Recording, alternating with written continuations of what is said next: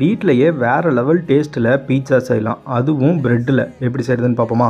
First sauce செய்கிறதுக்கு 2 தக்காளி, பூண்டு, வரமிளகா போட்டு நல்லா வேக வச்சு எடுத்துக்கோங்க. வேக வச்சதை நல்லா ஃபைன் பேஸ்ட்டாக அரைச்சி எடுத்துக்கோங்க. இப்போது எண்ணெய் ஊற்றி சூடானதும் நம்ம அரைச்சி வச்சுருக்கிற பேஸ்ட்டை போட்டுட்டு கொஞ்சமாக உப்பும் சர்க்கரையும் போட்டு நல்லா குக் பண்ணி எடுங்க.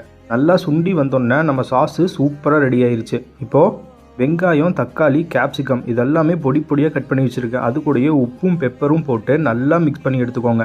இப்போது ப்ரெட்டில் நம்ம ரெடி பண்ணி வச்சுருந்த சாஸை போட்டு நல்லா ஸ்ப்ரெட் பண்ணி விட்டுக்கோங்க. அது கூடயே நம்ம மிக்ஸ் பண்ணி வச்சுருந்த வெஜிடபிள்ஸையும் போட்டு, அது கூடயே நம்ம துருவி வச்சுருந்த சீஸும் போட்டுட்டு, சில்லி ஃப்ளேக்ஸும் ஆரிகானாவும் மேலே போட்டுட்டு, ஒரு நான்ஸ்டிக் பேனை 2 நிமிஷத்துக்கு லோ ஃப்ளேமில் ப்ரீஹீட் பண்ணி வச்சுக்கோங்க. அது கூட கொஞ்சமாக பட்டர் போட்டு மெல்ட் ஆனதும் நம்ம ரெடி பண்ணி வச்சுருக்கிற ப்ரெட்டை மேலே வச்சுட்டு லோ ஃப்ளேமில் ஒரு 3லேருந்து 4 நிமிஷத்துக்கு குக் பண்ணி எடுத்திங்கன்னா நம்ம ப்ரெட் பீஸா சூப்பராக ரெடி ஆயிடுச்சு. செஞ்சு சாப்பிட்டு என்ஜாய் பண்ணுங்கள். நாளைக்கு பார்ப்போம்.